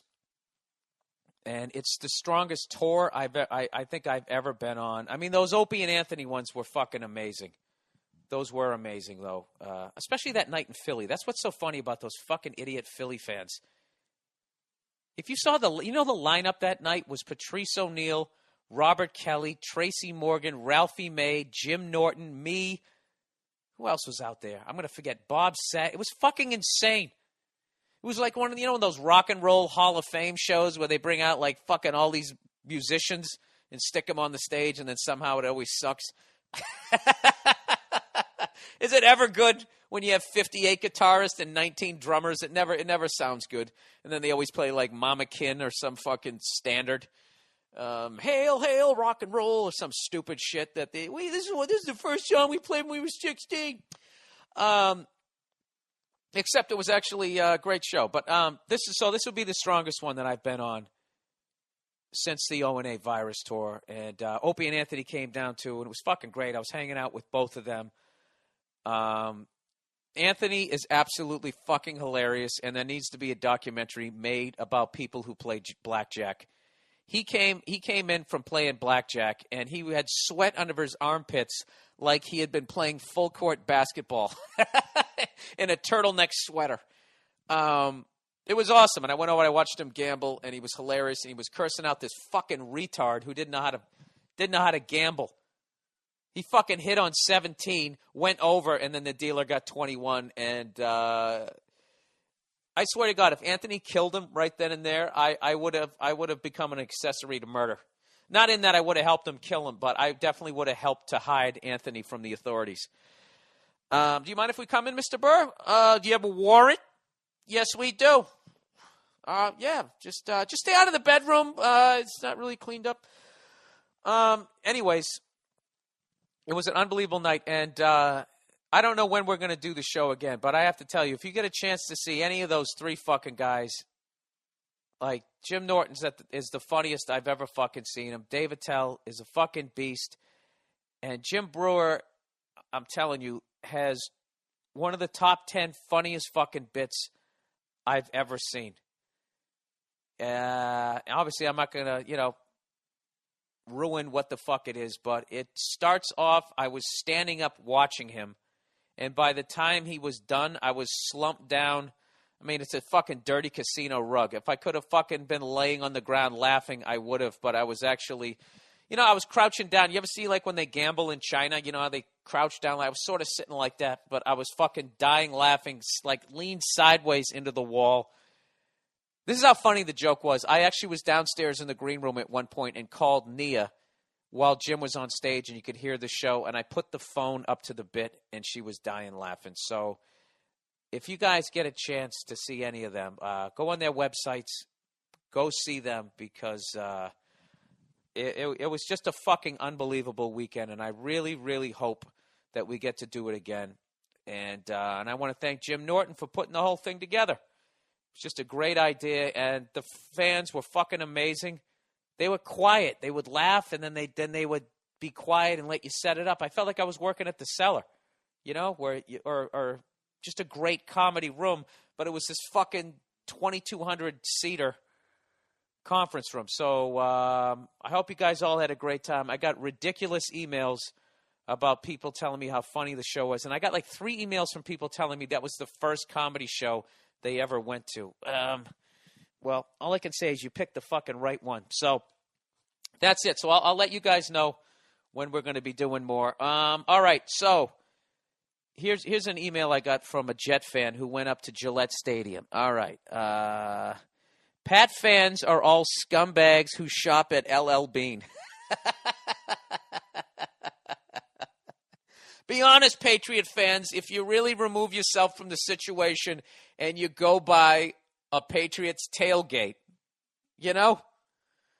those fucking boots that are they're like leather on top, but they're made out of rubber on the bottom. Those boots are actually the shit. Yeah, we are a bunch of rubes. The same way if you go down to Giant Stadium, it's like the fucking Jersey Shore meets, those Artie Lang looking guys, and I'm not trashing Artie Lang because look at me. I am a pasty-faced Mick from Boston. We really are the faces of our state. When I think of New Jersey, I definitely think of an Artie Lang type of a guy. And when you think of Massachusetts, don't you think about some Conan O'Brien, Bill Burr looking fucking hi.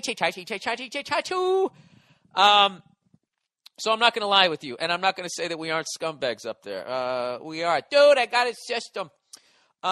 Just got in from Foxborough. The experience was a good time. I expected some heckling going and made it out without getting hassled too hard Overall, was an awesome experience watching all Pat fans empty the stadium before the game was over. My section was packed with Jets fans. Felt bad for the guy and his daughter, who was surrounded on every side, I guess, by Jet fans. I'm not sure if it's Foxborough or NFL fans in general that are just degenerate scumbags, since I've only been to the Meadowlands prior to this for NFL games. But here's a small list of shit I saw throughout the day. I saw a guy and his girlfriend get real racist with one Jets fan sitting in front of them. Yeah, that's Boston. Until he spit beer on the wrong group of people, and it turned into a Pats fan versus Pats fan fight. You know how funny that is? Because I've always resented Gillette Stadium and the Lighthouse and the way they paved over the scumbag experience that going to a Patriots game used to be over in Foxborough Stadium. I hated how when we became a championship team, all those corporate seats and all those fucking white-collar douchebags who started showing up, it was a fucking keg party from 1970 right through most of Bill Parcells' time. Not until we started winning championships and the shit started turning around that all of a sudden there was this expecting to win vibe, and everybody started acting classy. The bottom line is no fans are classy unless you're winning. Then when you're winning, it's easy to be like, they're just a bunch of classless people. What kind of behavior is that? It's like, dude, why don't you look into your fucking closet and remember how you acted? It's like Yankee fans. Remember that shit? It was always Red Sox fans are scumbags. We have no class and blah, blah, blah, blah. And this is all while the Yankees were winning. And then I remember when A-Rod slapped the ball out of, Bronson Arroyo's glove, and the call went against him for the first time in history. The Yankees got caught cheating. After all the years of pulling home runs into the fucking stands and leaning into balls when you're picked off. The call finally went against him, and the Yankee fans, these classy fucking metropolitan, we live in the Paris of United States, littered the fucking field with fucking trash. All right? So there you go, sir. So yes, let me just finish. He says, I saw a dude cut off an entire line of track it and throw beers at someone's car. This is obviously after the game. Or maybe it was before the game. Who knows? And when confronted, threatened the dude and said he was going to get his gat. And I also saw a bunch of douchebags on the way out on that shitty 2-lane highway. Guilty as charged. Route 1, baby. Spiking beers at people's cars in dead stop traffic. Looking forward to the podcast and gloating all week. Yeah, definitely. Yeah, no, if you go around the league, sports fans are, if they're losing, they are scumbags. Nobody's a good loser. But there are definitely worse ones. And someone actually asked me, because it was one Patriots fan. I like this guy. He was pissed at all the Pats fans that left. And I know a lot of Jets fans are going, yeah, the fucking lame-ass fucking fans. It's, fuck you, you green faggots. You do it too. Everybody does it. Everybody does it. And those people who stay, those are diehard fans. And if you noticed, it's like 26 fucking people. Okay? Those years when your team is like 1-15 and 2-14 and there's 26 people at the game? And when your team is supposed to win some big playoff game and then they fucking lose? And you're so embarrassed, but there's just that same 26 people. That's the diehard fan. And the only reason why they make the stadiums that fucking big is for the good times, when all the fair weather fags show up. That's why. And you saw how many diehard fucking Patriot fans they are. There's the same level of diehard Jet fans. I'm telling you. Would that little fireman walk out? He wouldn't. Would most Jet fans walk out? Then that 45, be honest, you green cunts, 45-3 drubbing, if that took place down in the Meadowlands, huh? I know, dude, I would have stayed. Oh, I would have been there with the hero going, don't worry, I'm still here for you. You're full of shit. You're full of shit. You would have been out there on the fucking awful Jersey Turnpike. You all would have left. I got so many emails of people telling me they shut off the game in disgust. All that type of shit, all right? So shut the fuck up. Most people are fair weather fucking fans. So, Pat fans don't suck. Pat fans are they're an example of what most fans are. So I don't think you have any right getting mad at an athlete if he doesn't sign you a fucking autograph. Because most of you, if they're down 45-3 or 21, down by 7, onside kick, where the fuck were you? You're already on Route 1. So you have no right getting mad at him, but that's what sports fans do. They all suck. Look at all those Giant fans getting mad. They have the nerve to get mad at Tom Coughlin and ask if he should be removed.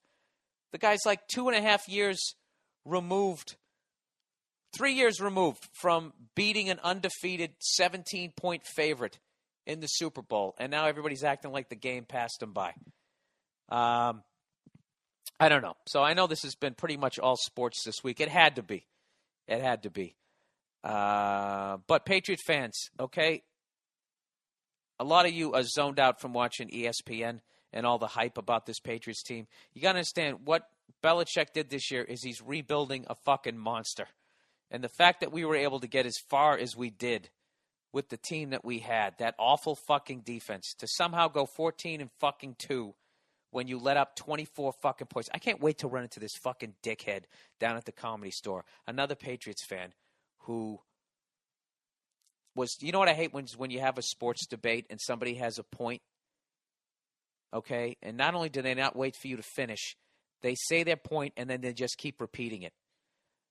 He goes, Patriots are going to win it, man. They're going to win the fucking Super Bowl. Bill Belichick has got these guys. And I go, wait a minute, dude. Wait a minute. They're letting up, like, their defense is, like, last in everything in the league 3/4 of the season. He goes, stats don't mean nothing. Stats don't mean nothing. And I'm like, dude, they're letting up 24-26. Stats don't mean nothing. Stats don't mean nothing. No, dude, stats don't mean everything. A la Peyton Manning. They don't mean everything. But, you can't ignore that. I can't wait to fucking run into that guy. I'm just going to walk up to him and be, stats don't mean anything. Stats don't mean anything. And, of course, he won't remember. And then I'll just look like a psycho. Is he drinking again? Speaking of which, people, I am 93 fucking days. 93 fucking days into this 100-day jaunt. I got 7. I'm sorry. I'm 94 days to go. So next week, the Monday Morning Podcast, I will be 100 days in. And I'm actually going to the Bruins LA Kings. So just in case you think I'm going to retire as a sports fan, I'm not. I have an odd sense of fucking relief. I don't know. Maybe this podcast was like cathartic. I have no idea what. And I don't know. I don't know. Am I going to be able to watch it next week? I think Rex Ryan might be that. When they say, I tell you hate him, but if he played for you, you'd fucking love him. When they say it about Ulf Samuelson, and I say, no, I wouldn't. There's something about Rex. He reminds me of all the meathead friends I had when we used to go out drinking when I was younger, But he's very hard to like. He's very fucking hard to like. He's fat. I was really... You know what it was about that guy? Did you guys, I don't know if it was me, did you guys notice that he was losing weight rapidly the entire year because of that lap band surgery? And then right after that Patriots loss, he kind of leveled off for half a second and maybe put on a few pounds. Did you notice that? Do you realize, like, the level of M&Ms that guy was eating? After his, I don't give, I'll play him again. Like that, as he was trying to fucking calm down his mind. That was one thing I was looking at. I was like, oh, I hope this guy is losing his fucking mind. And I just really don't want to lose to these guys. And we did. And, it fucking hurt. It was like the end of Braveheart, except I did cry out. And I didn't yell freedom, but it definitely began with an F word. All right, there we go. That's the end of that bullshit. So let's get on with the rest of the podcast. People, I am going to be in Arlington, Texas. Oh, how funny is this? I actually have an opportunity to go to the Super Bowl this year, which just changed drastically because the Jets won. Not that I don't have a ticket, but there's no fucking way I'm going to go there if the Jets are in it. I might go because I think I'm gradually getting past this shit. You know, come on, Super Bowl in fucking Dallas, that would be awesome. And that's also, you know, if I'm back on the sauce, that could be a really good fucking time. You know? By the way, is that Jet fan who's a fireman, is he actually a fireman? And if he is, when exactly does he fight fires? Because he's on all the home and away games. How much money is he making as a firefighter that he can afford to do that? Is it one of those gay things where he's the fucking team, the ownership, or he's one of our super fans and he gets like free season tickets? Is he part of the 9/11 clause? Is that what it is? Because he has a fireman hat on that, you know, they're like, okay, well, we can't make this guy buy tickets. He's a firefighter. We all feel fucking horrific after 9/11. Let's fucking hook this guy up. That guy's like one of the luckiest sports fans ever. Although I do notice they always stick him down in the corner of the end zone. They don't quite hook him up on the 50-yard line, do they? Is he a fireman? I have no idea. I've been making fun of that guy all weekend. I do know that he's very close with his boyfriend who puts him on his shoulders.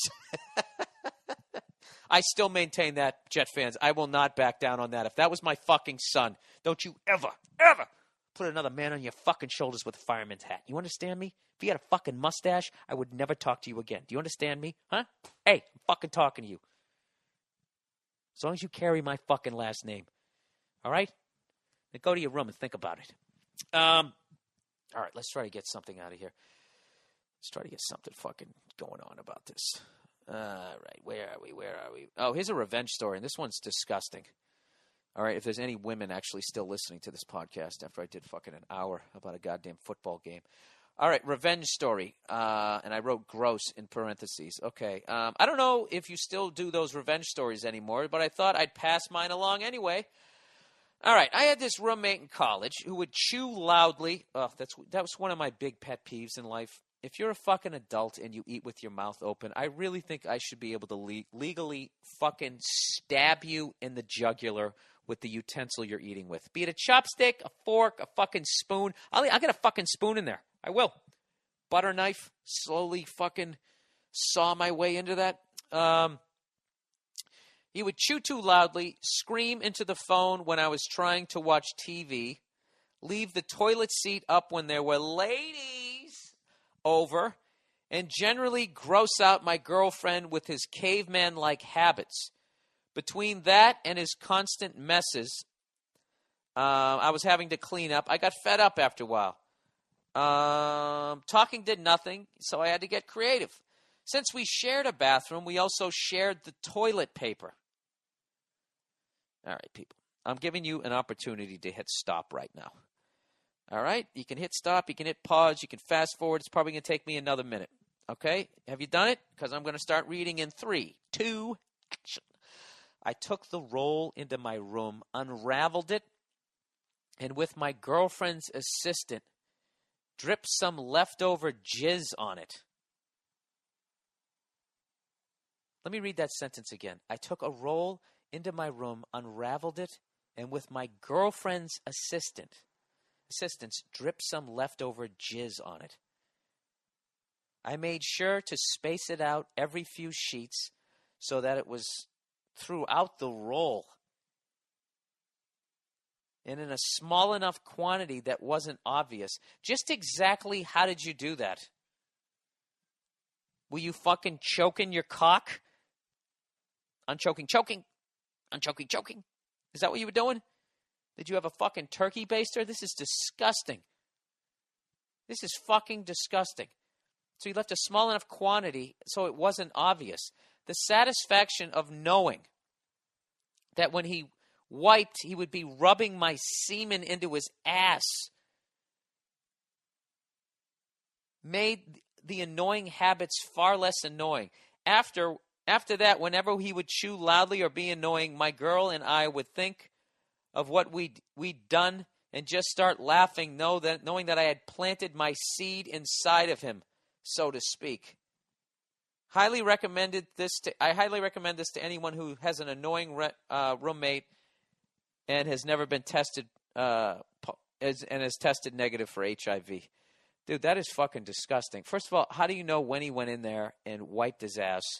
Why are you thinking he's sticking his finger up his ass? And what did you do when you went in and had to take a dump? You obviously brought in some different toilet paper? Did you have, like, your ear up to a glass waiting to hear the sound of fucking shit hitting the toilet water? And how did your girlfriend bring you to climax with that toilet paper right there? Did she just rub you out like it was a job? That's just fucking disgusting, man. That's really one of the creepier ones I've ever gotten. YouTube videos this week, I only have one of them. Because I seriously...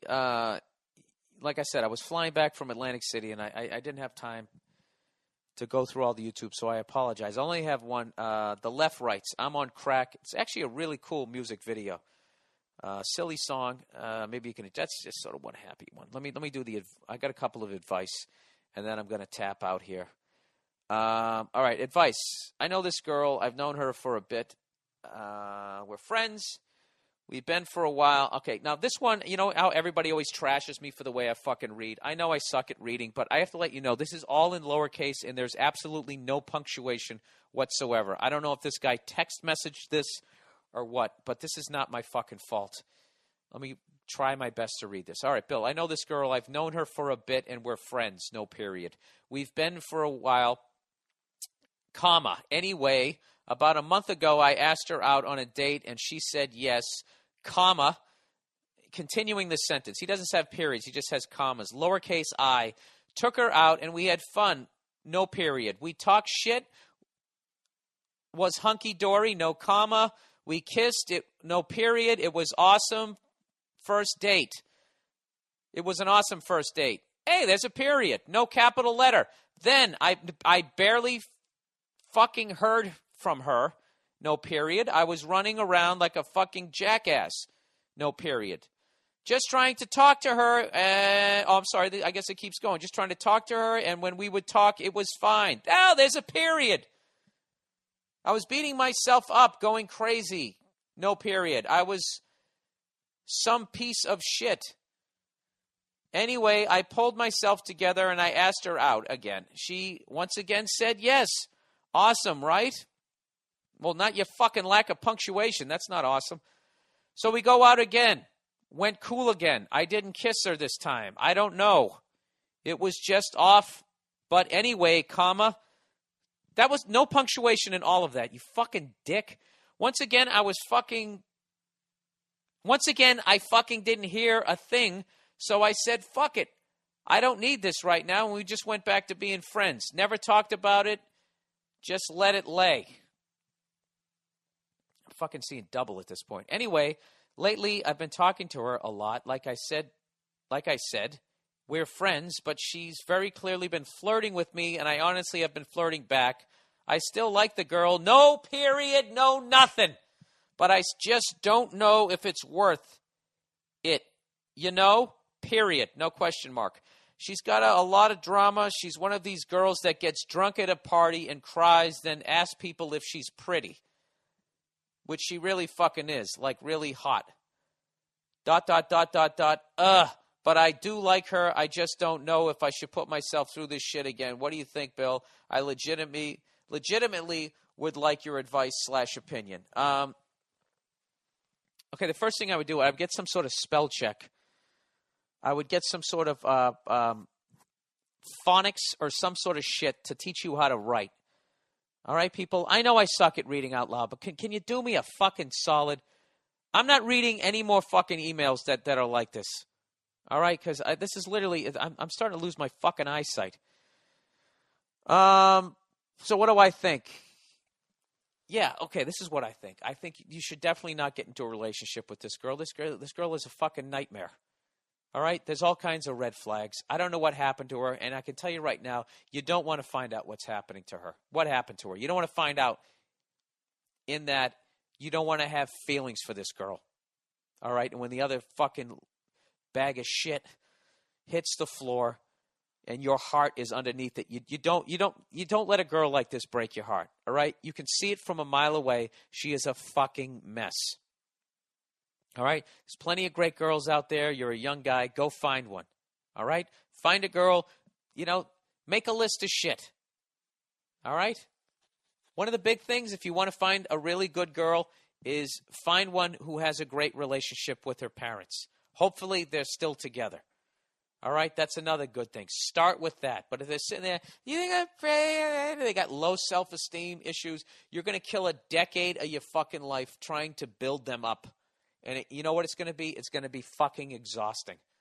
All right? And then because she doesn't think she's pretty, she might act out sexually for some sort of, I don't know, like, geez, I just really have an hour and 6 minutes in here. Just, some sort of affirmation that she is pretty. Okay? So what do I think you should do? All right. Well, if you're a well-adjusted guy, you'll just walk away from the situation and say that I'm not going to just bang her and use that as a fucking notch on my bedpost to make my ego feel good, and I'm not going to hurt this person. But if you're how most people are your age, I would just say bang her, and then, I don't know, it's going to be ugly. If you want to bang this girl, I got to tell you, don't let your heart get involved, and, I don't know. Not having seen her, not seeing how hot she is, and being older and more mature, I would say just walk away and go find some well-adjusted hottie. That's unless you just want to bang somebody. But then you can do that. You know what it is about this thing? You know what I don't like? There's too much fucking history. You got to be able to leave. You got to be able to fucking go out the side door if you're just going to bang somebody. You can't have this, well, we were friends at first, and then it became romantic, then we went back to being friends, and then we fucked. It's just a fucking nightmare. Yeah, I'd find someone else to fuck. But if you don't give a shit, yeah, I'd bang her. But by no means, don't develop any sort of feelings for her. All right? There you go. There's my advice. I'm going to do one more, and then that's it. All right, this one has punctuation. So if I fuck up, this one is on me. Hey, Bill, first of all, I want to thank you for your breakup advice. I think this is just a thank you here. I listened to the podcast a few weeks ago and heard this guy's story about getting dumped on Christmas Eve. Oddly enough, I was also at the end of a relationship with a girl who had a kid. She waited until a week after New Year's when I was out of town. Sent her flowers because I could tell something was off. Something was up, And I had been gone a lot recently. She called when I got off work and confirmed my suspicion. I don't need to get into all that shit. It happened, and the point is, I just listened to your podcast after it all happened and decided that's how it had to be. No point in screwing anything else up in my life. No point in worrying about anything. Get back to the gym and focus on finishing school and my career. That's right. There you go. There you go. That's a great fucking move. That's a self-esteem move. Right there. You're going to find somebody else. You're going to get somebody better. Go get in great shape and get your career going. Phenomenal fucking move. Thanks for the words of encouragement. I think they did some good. Big fan, man. I bought your DVD, and I'll continue support of the podcast. Well, thank you very much. I appreciate that. And thank you to everyone who's been listening to my podcast. And once again, congratulations to the Jets, their organization, and the fans. You deserved it. You went into our stadium. You kicked our ass to the point that you saw how many true Patriot fans there fucking are. But there are just as many true Jet fans. Be honest with yourselves. Be honest with yourselves. When they suck, do you watch them? Do you think I watched a Celtic game from like 2002 to 2006? I didn't. All right? I jumped right back on that bandwagon. I am a diehard Bruin fan, a diehard Patriot fan. I was a diehard Red Sox fan, but you know what happened was they won the World Series. And I felt like a degenerate gambler who finally made a big score. And I just walked away from the table. And I was like, that's it. I'm up. I'm buying my little fucking houseboat. I'm going to throw down the anchor and drink pina coladas the rest of my life. See you later. Thanks for the memories. And I haven't been able to get back into them since, I got to be honest with you. And who else is left? And the Celtics. I got back into. The Celtics, I'm not a big basketball fan. I'm not a big professional basketball fan for the simple fact that the final 3 minutes takes 2 hours and 17 minutes. I don't like how they travel. That's all they travel all the time. All the fucking time. When I watch an NBA game, that's all I do is I just sit there watching both teams, even my team, and I just go, travel. That's a fucking, how do they not set the fuck, the guy fucking took, that was 3.5 steps. Travel. That's I'm just not into it. But I do like it when the Celtics and the Lakers are good. That's when it's great. That's the rivalry I like fucking watching. The same way it sucks if the Canadians are awesome and the Bruins are bad, or the other way around. I don't want the Canadians to suck. I want them to be awesome. The Bruins to be awesome. I like the fucking colliding. And that's it. And Patriots fans, keep your fucking heads up. Especially the 26 of you who actually stuck around to the end of the fucking game. All right, keep your heads up. Bill Belichick is fucking the best goddamn coach. And, what he did, starting 4 rookies on defense, what he did this year was fucking phenomenal. We laid an egg in the worst possible time. But, don't be a douche and put your Pats gear away for the fucking year. All right? Don't be like that. Don't be like that. Who gives a fuck? You think these athletes give a shit about you? You think they're not going to walk by you in a fucking airport with their fucking $10,000 headphones on? Actually, they're not even going to walk by you at the fucking airport because they got their own goddamn plane. Ah, Jesus. This podcast could really be endless because I never run out of shit to bitch about. That's the podcast for this week. That's it. I will talk to you next week. God bless all of yous, even the Jet fans, you fucking green cunts, and everybody go fuck yourselves. I'll see you.